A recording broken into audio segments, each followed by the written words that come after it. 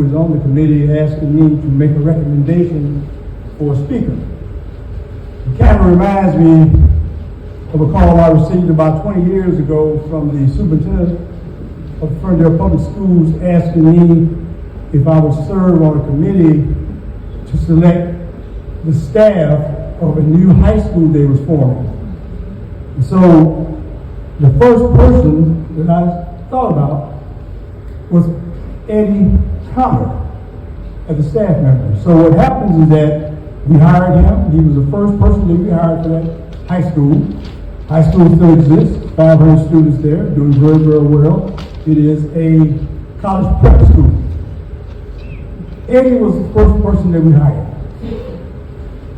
I had the good fortune of knowing Eddie and his mother. I've had that fortune for over 25 years. He was a student of mine, always a very hard-working, dedicated young man. He has accomplished a great deal in the short number of years he's lived. He's a young man. And but I didn't know he had accomplished as much as he had. In fact, I didn't know that until he sent a bio to Mr. Harris. And so I said, Mr. Harris, do me a favor, send me a copy of that bio just so I can have an idea of what he's done. I knew of many things, but I didn't know everything. In fact, there's no way I can stand here and tell you everything he's done. In fact, I asked Mr. Harris to put in the program a copy of his bio, and you'll find it there. And so therefore, I'm only going to mention and highlight a few things that Dr. Connor has done. First of all, he's the author of 16 books. That means he's actually written, folks, and published 16 books. If you don't know what the author means, that's what he's done. Now, keep in mind, he's a young guy. And when you get up here, you see what I'm talking about, and you figure, well, how in the world do you do 16 books? Well, he did it because he's dedicated, committed, and hard working. He hasn't been involved in several TV programs, and I'll just mention a few, and not limited to these. Tom Joyner program, he's been on Fox, Ebony, BET, you name it. He's been there. He has been there. He's done it. He is the founder of the mentoring and literacy program, Boys to Books, which is designed to empower young males via literacy, leadership, and life skills. And I tell you, I can go on and on about him, but you didn't come here and hear me speak. You came here to hear an outstanding speaker, a young man that has unlimited potential. And I know that you will enjoy him because he is great. He's fantastic. So, quoting Louis Farrakhan, and I know that a lot of folks don't like to quote Louis Farrakhan, but one thing he would always say when he got ready to introduce the Honorable Elijah Muhammad, he would say, join me in receiving him. So I say to you, let us receive Dr. Connor.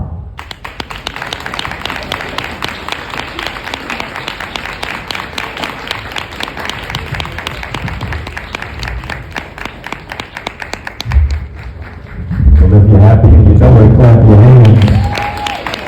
Come on, we can do better than that. What a tremendous honor it is to be here at the 34th annual Dr. Martin Luther King Jr.'s Day of Celebration. It is wonderful to see your bright and brilliant smiling faces today. I would totally be remiss if we did not acknowledge these amazing dignitaries, these government officials, amazing leaders who are assembled here today. Why don't you give a round of applause for them who are assembled in our midst today? They live by the creed that service is the rent we pay for the space we occupy. And so thank you to the MLK committee members, Mr. Hiram Harris, and the SCOC chairman, my former principal, who gave a rousing, incredible introduction for me, my former principal of Ferndale High School, the Honorable Mr. Herbert Ivory, for the invitation. Yes. And you know, I have to take a point of personal privilege to really express my gratitude to Mr. Ivory through the years, beyond being a principal with amazing principals, who's been a mentor. He's been a father figure to me. If it wasn't for Mr. Ivory, I wouldn't have graduated from Ferndale High School. And so I express my sincere gratitude and appreciation for him being a leading voice in my life, particularly when I was fighting to live to overcome stage 4 cancer. And so I sincerely express my gratitude to him. Give it up for Mr. Ivory, please. Thank you so much. A tremendous jewel in our city, in our midst. A champion for change.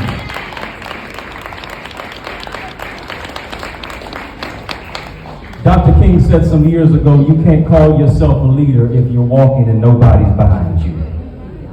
In fact, you're just out for a walk. I would that you just do me a favor and give a rousing applause for the leader who is sitting next to you and who's assembled around you. Just celebrate that person who's sitting next to you today. We are the leaders that we've been looking for. Regardless of race, creed, or color, we have to understand that we are better together. This afternoon, on this auspicious and celebrated occasion, I could literally stand up here and engage you in linguistic calisthenics. I could be intoxicated with the exuberance of my intellectual verbosity. I could endear you in a soliloquy about Plato, Socrates, Euripides, and even Aristophanes. But I didn't come for any of these names at all today. Today I came to transform your thinking. I want you to fix your focus on the fierce urgency of now to seize the moment that we are living in. And so I'd like to challenge your thinking and stretch the elasticity of your thoughts with a topic entitled, A Dreamer's Nightmare. That's what I want to talk about today, a dreamer's nightmare. It's worth noting that Dr. King in his final days asked a powerful and poignant question, where do we go from here? And how do we get there, in his book, Chaos or Community? If we were to turn back the hands of time, I would take you to 1968, where we find our nation at the height of the Civil Rights Movement. We were embroiled in the Vietnam War. And Dr. King finds himself in a precarious position to be silent or to speak truth to power. He affirmed that silence is violence. Silence is betrayal. And so what he did is he decided to stand up. He decided to speak out. Towards the last few years of Dr. King's life, Harry Belafonte, a noted singer and social activist, recalled sitting in a room with Dr. King. And Dr. King was noticeably quiet and deep thought. The pressures of the civil rights movement had mounted deep into King's soul, who was a champion dreamer. He had now become a probed, and in many cases, villain, being wiretapped by the FBI. In that meeting room, Mr. Belafonte recalls trying to get Dr. King's attention, and rather than looking at him, Dr. King just stared straight ahead in his seat, seemingly staring into an abyss. And he bellowed in his iconic, slow Southern Baptist drawl, "Harry, this work that we do is like running into a burning building." The question that we must ask ourselves is, what can I do to make the world a better place? What can I do to make this township, this city, this state, this country, this nation a better place? Not just presently, but for future generations. Look at the young people who are seated and assembled in these seats today. We got to make it a better place for them, because this is indeed a great work for all of us to do. And what we must do is we must labor and be faithful to be fruitful in order to reap a plentiful reward. My dear brothers and sisters, today the work that we do to transform lives should consume us to the point that we become critical thinkers in a chaotic world. The celebration of the man, the messenger, and the mission of Dr. King is about more than coming into this building and sitting down to listen. It's about what we do when we walk out of this building to roll up our sleeves and make our community, our city, our nation, and our world a better place for others. Look around you. Our society is on fire. When you seek to put one fire out, there are multiple others that ensue. And so many times We have become removed from those who are in need of our help, that we can no longer feel the pulse of the pain of those who are being consumed. Their lives are being swallowed up by the fires of poverty, the fires of inadequate education, dilapidated housing, and crime and violence and illiteracy, incarceration and stagnation. We must ask ourselves, what can we do to join forces, regardless of racial identity or background, to provide sustainability to those bound by the manacles of oppression in society? Dr. King expressed that life's most persistent and urgent question must be, what are you doing for others? Something on the inside of us must burn so deeply with compassion and care that we begin to care about the least, the last, the lost, the left out, the overlooked, the underserved, and the underrepresented in our community.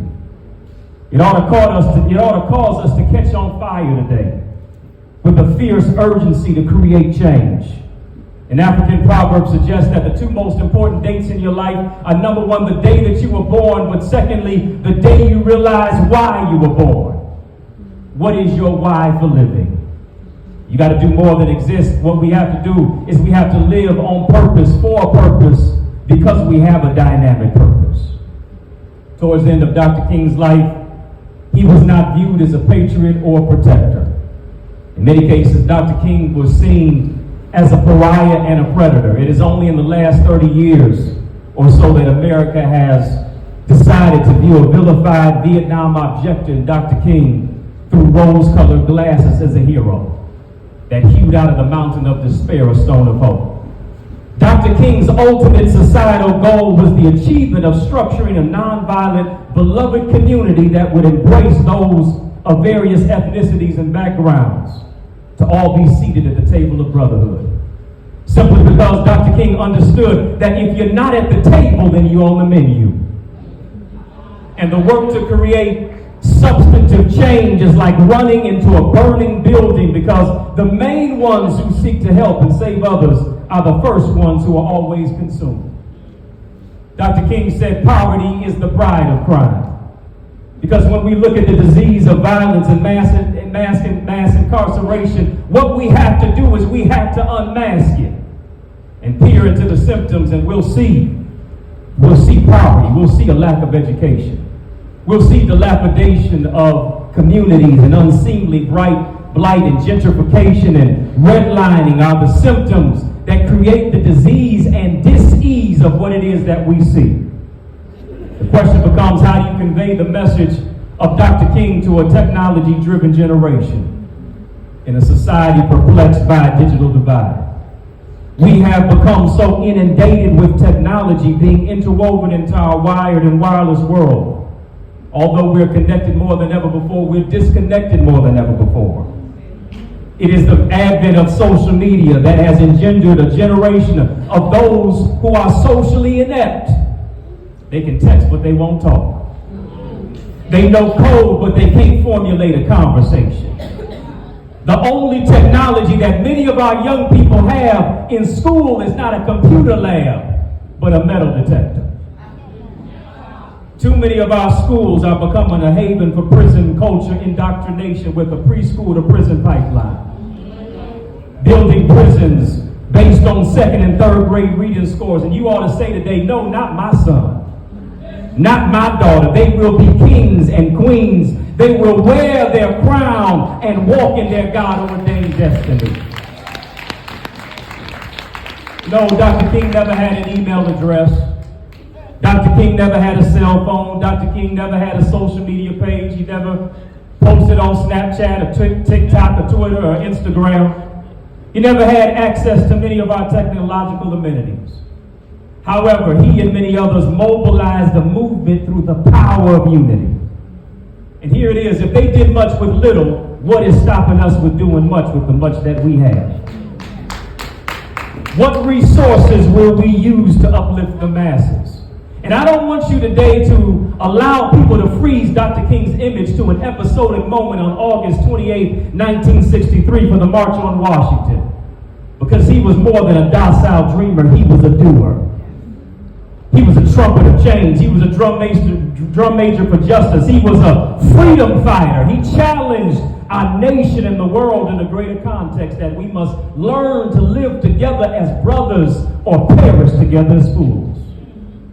As America takes this time to look through the lens of the life and legacy of Dr. Martin Luther King Jr. through rose-colored glasses, we fail to remember that towards the end of Dr. King's life, he was not seen as a saint. In many cases, he was public enemy number one. He was seen as a pariah in the eyes of America. He was seen as those who was exiled and reviled by the same leaders who propped him up as the recipient of the Nobel Peace Prize in 1964. The iconic I Have a Dream speech on the steps of the Lincoln Memorial was just a distant memory.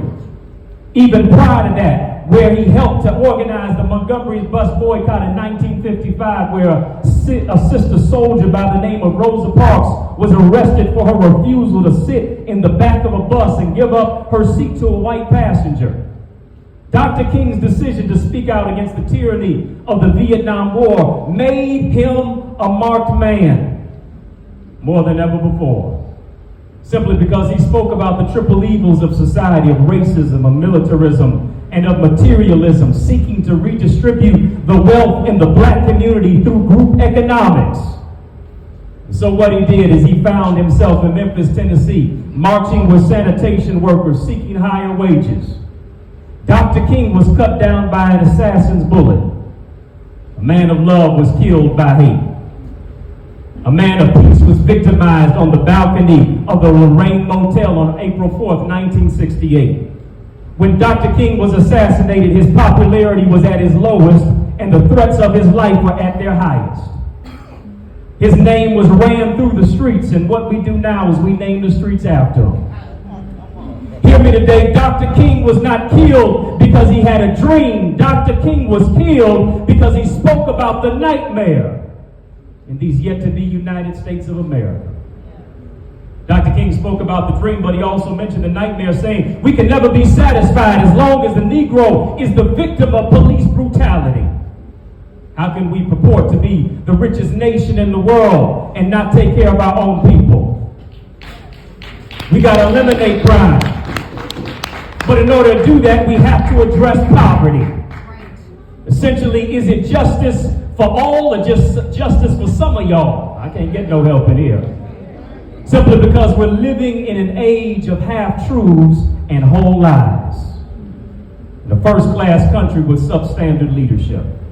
No, we do not live in the United States of amnesia. We cannot fail to remember the sacrifice of Dr. King and many other freedom fighters, because today we are able to enjoy the fruits of their labor. Don't get it twisted, my dear brothers and sisters. We still have more work to do. We still have more races to run. We still have more barriers to cross. We still have more walls to break down. But it can only be done if we do it together, simply because we're better together. And it is Dr. King who became the moral conscience of America, simply because he proclaimed that the true measure of a man is not where he stands in moments of comfort and convenience, but where he stands at times of crisis, challenge, and controversy. And our silence is betrayal, our brothers and sisters, when we don't empathize and sympathize with their understanding. And racial understanding and unity is not by osmosis. It's not something that we stumble upon and find, but it is something that we work together to create. Many of us didn't come into this world to see that a productive and a happy life is what we found. What we had to do was we had to roll up our sleeves and we had to create it. Simply because Dr. King declared that black people hold the key to the double lock of peaceful change, but the other key is in the hands of the white community. We continue to lock ourselves out of opportunity through disunity, but it is reconciliation through demonstration which will unlock the door to free ourselves for the future. Just as Dr. King empowered others, so too do we have a mandate to empower ourselves and strengthen our brothers and sisters. You got to understand today that there's a king inside of you that has compassion for the least of these. There's a king inside of you that must invent, that must invest, that must imbibe power and purpose into the lives of others. Simply because Dr. King said, I've been to the mountaintop, simply because he stood on the shoulders of giants, adopting the ideals of Thomas Paine's radical vision to begin the world over again. He jubilantly juxtaposed James Baldwin's urgent call to action to realize ourselves through the variety of the American family. The poetic prose of Langston Hughes' hope to swear this oath that America will be. He ascribed to June Jordan's conviction that we are the ones that we've been looking for. And since we are the ones, where do we go from here? What we do is that we have the power to transform a reluctant nation into self-determination and ultimately action against the social inequities of the day. I know we're grappling to keep our head above water, where bitterness has oftentimes become blindness. False promises are daily realities, deferred dreams are nightly facts, and unpunished violence against black and brown brothers and sisters seems to be a way of life. That disappointment has led to oftentimes despair. Despair has produced bitterness, and bitterness has led to blindness. What it's time to do today is it's time to open up our eyes and realize that the hope, the self-determination, and the love that we look for begins within. And it begins by helping each other up. Has the promise of a dream of Dr. King evolved into a frustrated nightmare? Has the dream been deferred and denied? We must say emphatically no today, because we are the leaders that we've been looking for. I know they killed the dreamer, but today the dream has been resurrected in your mind and your heart. The only thing that keeps the fires of revolution burning is the ever-present flame of hope. Simply because no dream can live on steam, it must be ignited by the flame of fire, of love, of hope, and of truth. And I want you to understand today that Dr. King was more than a dreamer, he was a doer. You've got to do something with your gifts. You've got to do something with your talent. You got to do something with your education. You got to do something good in your hood. What will you do with your dream? Simply because a dream without a plan is just a wish. Hope without a strategy is nothing but a hallucination. What will you use to inspire the next generation? What will you use to inspire the generation right now? For to whom much is given, much is required. Look at all the gifts that you have. The tragedy is to be gifted but to never open the package. The tragedy is to be gifted but to never use your God-given gifts that are in package and encased in your spirit. Simply because somewhere I read that we hold these truths to be self-evident, that all men are created equal. Somewhere I read that all of God's children, somewhere I read that truth forever on the scaffold, wrong forever on the throne, but the scaffold always sways the future and behind the dim unknown. Somewhere I read that the arc of the moral universe is long, but it bends towards justice. Somewhere I read, truth crushed to the earth shall rise again. What we must do today, brothers and sisters, we must rise and we must straighten up our backs. Because that's when you know where you're going. That's when you know you're headed somewhere. Because Dr. King said, no man can ride your back unless it's bent. You got to have your brother's back. You got to lift your sister up. You got to educate your brother. You got to encourage your sister. Simply because you are your brother's keeper and you are your sister's protector. We can't talk about peace, but not engage in the work that it takes to create peace. And as I hasten to my close and head to my seat today, I want to ask you this question. What is it to drive a fancy car, but you have no drive, a sense of direction? What is it to wear a Rolex, but you don't know what time it is? What is it to wear designer glasses, but you don't have a vision? Simply because if you have sight, but no vision, you're still blind. When the chairman of the NAACP, the late great Julian Bond, said, good things don't come to those who wait, it comes to those who agitate. Have you forgotten to agitate the system? Have you forgotten to agitate and defend the least of these? Because the alarm clock is going off and you're sleeping through a revolution. It's time to wake up and occupy the schools. It's time to wake up and occupy the campus. Wake up and occupy the religious institutions. Wake up and occupy city government. Wake up and occupy your hood to demand better and safer schools. Demand cleaner neighborhoods. Demand that unity is in your community. Demand that change starts with you. We got to wake up, my dear brothers and sisters, and carry on the legacy of your forefathers and your foremothers and your forerunners. Pick up the baton and run, simply because the radical roar of Malcolm X screams by any means necessary. The vision of Dr. Carter G. Woodson is deep in your soul, illuminating your visual acuity. Frederick Douglass, Medgar Evers, invent like George Washington Carver. Raise your voice like a Fannie Lou Hamer, Ella Baker, Rosa Parks. Go tell it on the mountain like James Baldwin. Turn pain into poetry like a Nikki Giovanni. Knock out oppression like Muhammad Ali. Run your race like a Jesse Owens. Hit a home run and break barriers like a Jackie Robinson. Rise to new heights like Dorothy Height. Find joy in pain like Dr. Joy DeGroy. Wear your crown like a Coretta Scott King. Maintain the audacity of hope like a Barack Obama. When they go low, you ought to go high like a Michelle Obama. Bring justice like Thurgood Marshall. Represent for the people like Barbara Jordan. Demand RESPECT like that super soul sister singer Aretha Franklin. Look at the clock and recognize it's your time like a Benjamin Banneker. Let your ideas be like a light bulb ignited by the filament of a Lewis Latimer. You're a modern day Marcus Garvey, Nelson Mandela, Angela Davis, W.B. Du Bois, Booker T. Washington, Stokely Carmichael. Be the rose that grows through the concrete. Bloom where you're planted, because the words of a witty warrior by the name of Maya Angelou declared, still I rise. You may write me down in history with your bitter twisted lies. You may trod me in the very dirt, but still like dust I rise. Rise today. Be relentless. Be radical. Be revolutionary. Rise and keep your eyes on the prize. Dream and keep on dreaming, even when people want it to be a nightmare. And so today, my dear brothers and sisters, let's pledge allegiance to progress, because challenges create champions. And so let's rise today at Grant and not take this opportunity for granted, because it's our time to not only be dreamers, but it's our time to be doers. Thank you.